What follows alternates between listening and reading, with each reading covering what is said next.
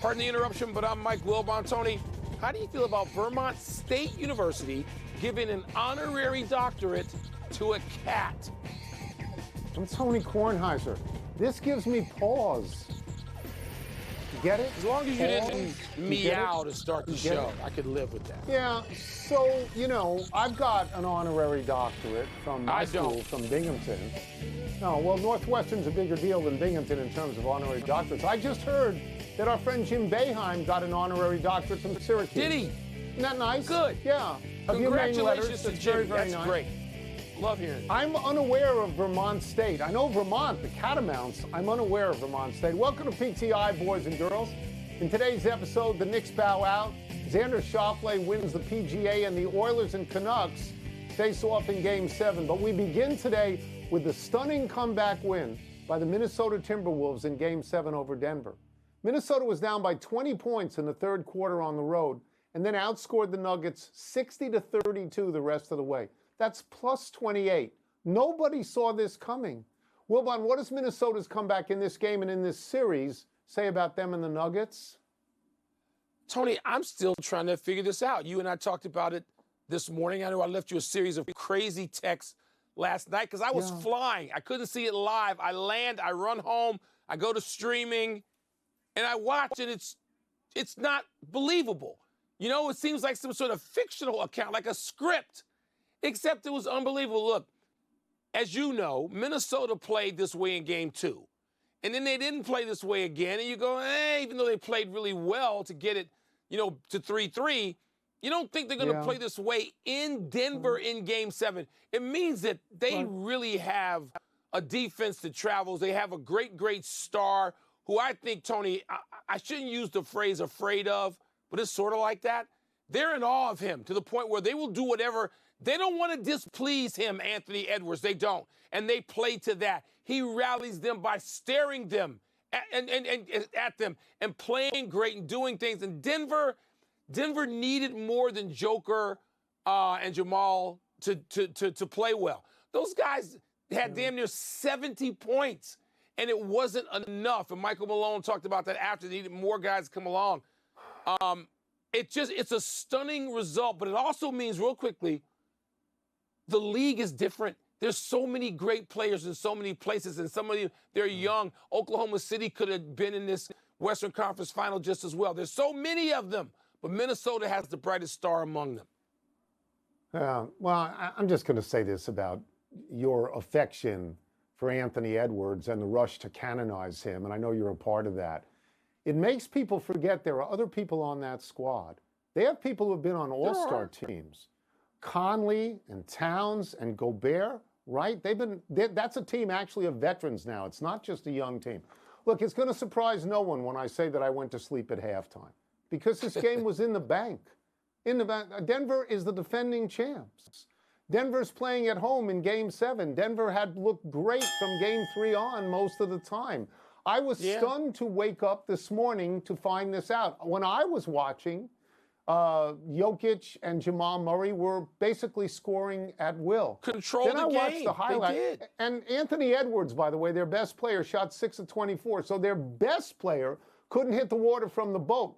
And they still won. And then you see Anthony Edwards strip Murray of the ball 2 or 3 times. And then you see that it appears that Denver is somehow intimidated by Minnesota. Yes. When we are asking each other, where do you go from here? I don't know with Denver. Mike, that's a total collapse. That's a terrible loss at home in Game 7, Tony, defending champions. See, terrible. I see it differently. I see them being eclipsed. I don't see them as choking or being dogs or doing something disappointing. You can keep pumping the brakes on Anthony Edwards if you want. You're the last one. Go ahead. Keep pumping the brakes on him. That's good. I will. Maybe you'll stay awake through the second half and watch him own some games in this next series. I've seen him. He's a great player. He's a great talent. There are other people on that team. If they won when he was 6 for 24, there are other people on that team. And you know what? They operate under his gaze. They do. They would tell you. Over in the East, the Pacers pounded your Knicks in Game 7. Indiana shot 67% from the floor in Madison Square Garden, won by 21. On the Knicks end of things, OG Anunoby was still hobbled by that hamstring injury, and Jalen Brunson fractured his hand in the third quarter. Tone, do you attribute this result? And I know this is not, you could see this coming, but do you attribute it to the Pacers being sublime or the Knicks simply breaking down?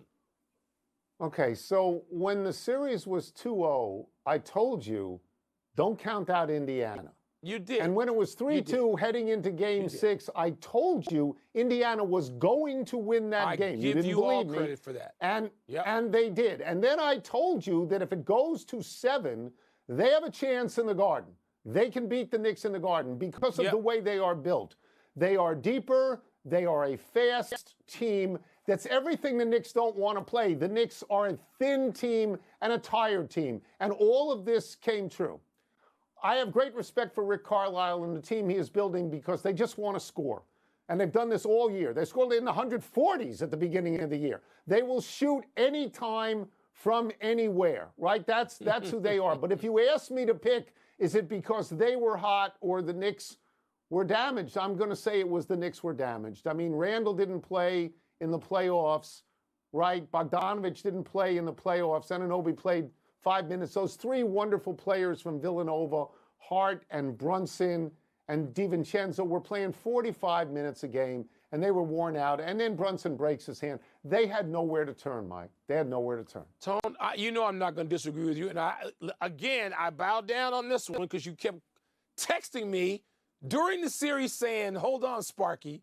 Just like I'm telling you to stop pumping the brakes on Ant-Man, you were telling me to slow down on the Knicks and putting them in the next round, and you were right. Tony, the Knicks, I feel for them. They were easy to root for. And I root for Brunson anyway, but they were easy to root for because of the way people just kept falling down, and this little car on the side of the road would keep moving on. You're like, how much do they have? But, Tony, this has happened in the Eastern Conference. Milwaukee had it happen. Philly had it happen. Cleveland had it happen. Miami had it happen. All of those teams had serious injury issues take out their stars, and they just could not compete at a contending level. And the Knicks were the most of those because they had 4 starters. Brunson was the only guy at the beginning of the season to start who was supposed to be in the starting lineup for the Knicks. So I feel for them. But the Pacers, Rick Carlisle, he did something else, Tone. They won the last 2 games, Mike. They won the last 2 games by a total, I think, of 32 points. They won 4 out of 5, and they won Game 7 on the road. So they were better prepared at the end of the series. And they were better prepared. Yes, I'm glad you said that, and he's adapted. Yep. He's an old school guy who has said, okay, modern NBA, I'm not afraid of you. We can do this. Kudos to Rick Carlisle and his staff. We turn now to the PGA Championship at Valhalla, where Xander Schauffele made 2 great up and downs on 17 and 18 for par and birdie to win his first major ever and close out Bryson DeChambeau, who shot 64 yesterday and was tied for the lead. Schauffele had been labeled the best player to have never won a major. Wilbon, now that he has one, what does this mean for Schauffele? Well, Tony, it means that he doesn't have to hear that all the time, and not every story has to start with that concerning him. But it also maybe frees him a little bit. You know, maybe he can go into these now. People always say they don't worry about it, they don't think about it, and we know ultimately later they admit years down the road that they do, and they have thought about it, and it is taxing. It's stressful. So good for Schauffele, who I found myself, I was rooting, as you know, I say this all the time, for Morikawa and Finau and Matty Fitz. Those are the guys I root for. But as Schauffele kept playing that way, and when he got tied by DeChambeau yesterday, I just thought, oh, my God, oh, no, is this going to happen to Schauffele again? And he had done nothing to sort of deserve not to win. But as you know, somebody can get hot, and DeChambeau is certainly capable of it, a major championship winner already himself. So I think, Tony, more than anything else, it may be freeing. Maybe Schauffele, we saw this with Phil. Although Phil was thought to be a greater player. If you win 1, now you can free yourself, or you can unlock things, and maybe you can win 2 or 3 or 4. Maybe that happens with Schauffele. I wouldn't mind seeing it. I watched a lot of this tournament. This was a great tournament. Besides Schauffele and DeChambeau, at various points, you had Colin Morikawa, Scotty Scheffler, Tony Finau, Victor Hovland, Justin Rose, Shane Lowry, right at the How about top Lowry? or near 62. the top. So what happens is that ultimately it's minus 21. It's the greatest score ever in a major for Schauffele. And there was a chance that he could lose. Mike, on 10, he hit 3 bad shots in a row and he bogeyed. And you said to yourself, oh, he's going to fall now. He's fallen before. But he birdies 11 and 12. Mike, he makes 2 bad tee shots on 17 and 18. One in the sand and one his feet are in the sand. And he's got to swing up because the ball is on the lip. He makes 2 very good outs from that situation and 2 great up and downs from off the green. Had to chip, had to make the putts. I mean, I think what it does is it firmly puts him not just in the top 10, but probably in the top 5. And he's only 30 years old at this point. And freeing is a good concept. I mean, I think you may be right on that. There was a wonderful moment at the end of this. DeChambeau correctly goes to the driving range, takes out a bunch of clubs because he's got to stay warm because he thinks there's going to be a playoff, right? And there's this enormous television screen right on the driving range. And DeChambeau's looking up. And Schauffele's on 18. He makes the putt. He wins the tournament. DeChambeau takes his club, starts putting them in the bag because it's over now. And then he does the great thing, Mike. He walks over to Schauffele and congratulates him. It's a fine moment. It was a really good tournament, I felt. You know, Tony, there's something else that needs to be mentioned. The field is so deep. There are so many players who can win major championships. And sadly, we don't get to see them compete every week, because you got 2 tours, and we don't see it all the time. And I'd like for them to figure it out so we could see it more often. But Mike, Tony, you can be a great, the next great one player. is Hovland. Yeah, Hovland's next. Is Hovland next? Is he next in line? Yeah, I think so. I do. I mean, you watch him play, you think so. Let's take a break. Coming up, the Mavs eliminate the Thunder. And do the Oilers or the Canucks have the edge in tonight's Game 7? I got Finau on that list. Matty Fitz is 1-1. He could win. Morikawa is 1-2. So yeah, USAA.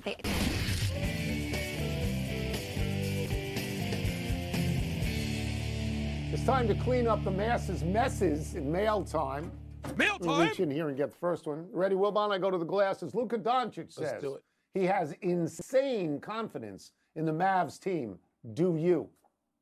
Yeah, Tony, I'm starting to get there. And it starts with him. I mean, Kyrie Irving has had great playoffs where he has done stuff he's never done before. I mean, he has really been a great second player when he needs to be. He takes the reins when he needs to. He leads when he needs to. He's done a lot of great stuff, Tone. And guys like Lively, who's come in as a rookie, they got this right. The Mavericks staff and coaches, Jason Kidd's been great. But it starts with Luka. Luka's a wondrous offensive player. Tony, he passes as well as Bird and Magic. That's not something I am easy to say as Magic and Bird. Let me get the order right about passing. He scores as prolifically as Jordan and Kobe. What are we talking about here? He's not the defender of those guys, but he starts it. He leads it. His greatness is just on full display, even though he just walks around like this after every possession arguing with the officials. He's great. Wow. Sounds like you're backing off Anthony Edwards. You just spent the first segment. Told me not to pump the brakes on Anthony Edwards. At all. Looks like you're going for Luka. I don't have insane confidence in the Mavericks. I don't. But like you, I think Luka Doncic is the best player on the court. I do.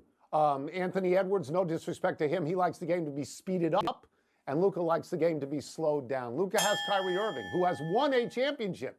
Yes. So he's won it. And Anthony Edwards doesn't have a guy like that. So if we're going to just sort of spitball around here in anticipation of this series, I will say this. The greatest accomplishment of the playoffs so far is Minnesota beating Denver. That's the greatest. But what if they spent all their money on that? What if there's nothing left? Then Dallas can win. What if that was it? Pumping the brakes. There you go. Back to the brakes glasses. on Ant-Man Do you again. give the edge to the Oilers or Canucks in tonight's Game 7? There's no reason to go against the Canucks at home in tonight's Game 7. You know, even as we look at the great Connor McDavid and Draisaitl, there's no reason to go against the Canucks who've, you know, this is an even series, Tony. It really is. And the goaltending edge probably goes to the Canucks. I have been on this thing all year. I told you the 2 teams I wanted to see were Edmonton, Toronto. We lost Toronto, as we always lose Toronto since 1967. So we're left with Edmonton. Right. And to me, the best player in the game in Connor McDavid. So I'd like to see that, but I'm not going to tell you they have an edge. The edge is probably the Vancouver playing on home ice. Yeah, I know home ice doesn't mean that much, but if it means anything at all, it means it in a Game 7. And the Game 7 is in Vancouver, and the last one, Game 5, was in Vancouver, and they won that game. But it's impossible for me to pick against the Oilers. Not because you said this, but because every hockey guest we ever have starts by saying Connor McDavid is the best player in the NHL. And the next sentence is how good Leon Draisaitl is, right? Yes. And so I think of them as Ruth and Gehrig. It's hard for me to go against them. I have this one small little factoid. The first 5 games in this series were 1-goal games.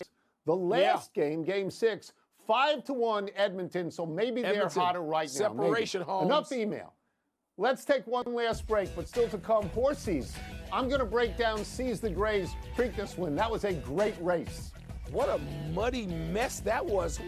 Who has all that rain? Well, I'm more interested in Man City winning his 4th consecutive Premier League title, but doing something else a little more historic.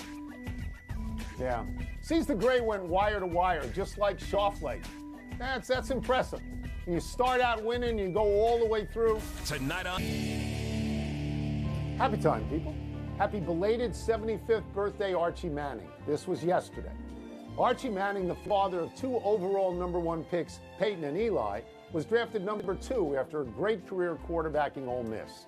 Manning had to run for his life with the Saints, though.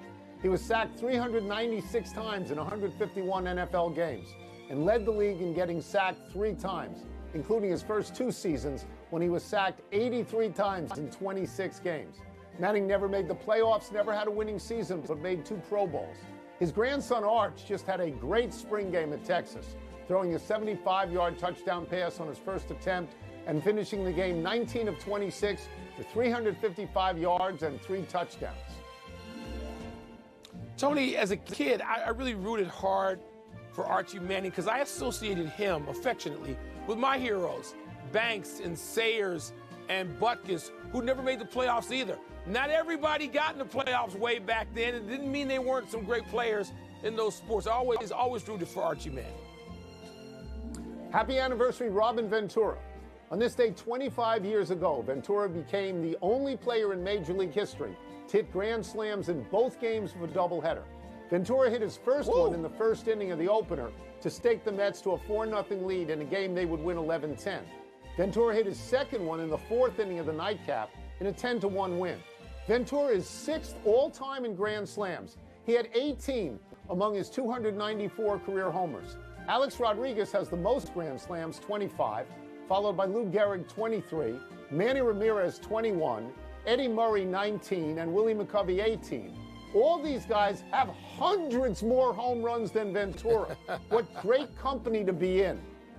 Yeah, Jimmy Fox and Ted Williams had 17, Hank Aaron and Babe Ruth had 16. And Robert Ventura should have been on the White Sox with Frank Thomas on more teams that were in the World Series, that were October teams. They had some really terrific players, starting with those 2 on those teams. His percentage of grand slams Batman to homers and Robin, is that was amazingly great high. Amazingly high. A melancholy trails to Jim Otto. The Hall of Fame center died at age 86. Otto, who wore 00, was in the middle of the Raiders' offensive line for all 15 years he played. His career spanned the AFL and NFL, and in it he made the Pro Bowl 12 times. Otto was Mr. Raider, the dominant center of his era. From the AFL's initial season in 1960 through the merger in 1970 until his retirement in 1974, the undrafted Otto started 210 straight regular season games, 223 including playoffs. Otto was injured so often he called his autobiography The Pain of Glory. Otto played alongside Gene Upshaw and snapped to, among others, Tom Flores, Darryl LaMonica, George Blanda, and Ken Stabler. Tony, how about a time when you could put Art Shell and Gene Upshaw on the left side with Otto in the middle, and you just put them out there for like a decade? You want to know why the Raiders, the Oakland Raiders, were so great? You could probably start there. Yeah, the offensive line, really a big deal. Unbelievable Really. anchor. All right, let's go to the big finish. Wilbon, your girl Let's do Nelly it. Porter won for a sixth time in her last 7. Your thoughts? I hope she keeps this up. She's having an incredible season. Time to pay more attention to Nelly Porter. Start another streak. I love this. Seize the Gray won the Preakness over Mystic Dan. Break it down. I thought it was a really great race. One wire to wire. Our friend Kenny McPeak got second place and doesn't get to go for the Triple Crown. Too bad. Man City won its 4th straight Premier League title. You impressed? Yeah, with this. First team in 135 years of English top-flight football to win 4 titles in a row. For 135 years, Tom, come on now. Alexander Usyk beat Tyson Fury to become the first undisputed heavyweight champ since Lennox Lewis. That's 25 years ago. Big deal. I'm unfamiliar with Mr. Usyk's oeuvre, but there's no WBA, WBL, WBC, whatever. down. Last one, Yu Darvish. Scoreless inning streak of 25. That's significant, isn't it?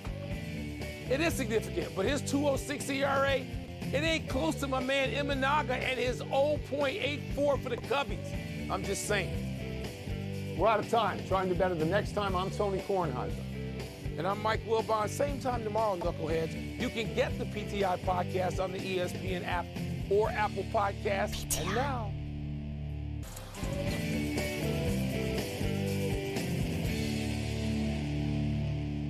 All right, Wilbon. Which team or star is under the most pressure in the NBA's conference finals?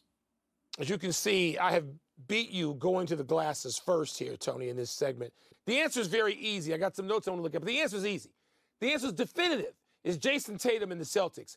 Jason Tatum and the Celtics. This is his 5th time. So he's been in the league 7 years in the conference finals, in the Eastern Conference Finals. One trip, of course, to the finals. They lost in 22 to Golden State. But, Tony, he's got a tag team partner in Jaylen Brown, a $300 million tag team partner in Jaylen Brown. He's got a ring-wearing lead dog in Drew Holiday. Yes, the Celtics need Porzingis, but if the nominees are, and here they are, Luka and Kyrie in Dallas, Halliburton and the Pacers, Anthony Edwards in Minnesota, the answer is Jason Tatum. I mean, he's the guy. He's the first-team All-NBA player this year. He's got everything you're going to need to have in this season. You got some stars knocked out. Phoenix wasn't what they're supposed to be. Philly's gotten injured. The Knicks have gotten injured. You don't have Miami in the way. Blah, blah, blah. No LeBron, no Steph Curry. Jason Tatum. Yeah, I'm not going to disagree with any of that. We have to define how you become under pressure. You have to be the best player on your team, and you have to be a big star. Anthony Edwards fits that bill. Luka Doncic fits that bill. I don't know about Halliburton, maybe, because I don't think of Indiana, the Indiana Pacers, as a team that's under any pressure at all. But all of that pales next to Boston and Tatum, because the other 3 teams that are left in this are ascending teams. Boston's already where they're supposed to be. It will be a surprise if any of the other 3 teams wins. Boston is supposed to win, and Tatum is supposed to take them there. So we are in complete accord. The answer is Boston and Jason Tatum. Man, what a disappointing Monday. Complete accord. That's it. We're done. Back to you. Like